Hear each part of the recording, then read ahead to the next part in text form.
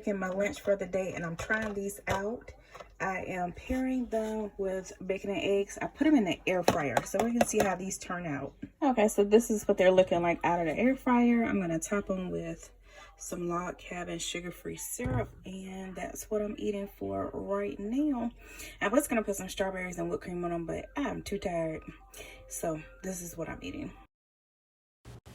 Okay, so for dinner, I forgot to record this, so we're just gonna do a quick voiceover. So for dinner, I decided to have 2 of my bacon cheeseburgers. These are the ones that I get from Walmart. I believe they're the Sam's brand, and they have the bacon and the cheese in the actual burger. But I love cheese, so I put some cheese on top of it too. I use some Hellmann's, no, I'm sorry, is it Hellmann's? Yes, Hellmann's mayo, and some no sugar added ketchup, and that's what I had for dinner. Nothing else, just 2 hamburgers and my tea.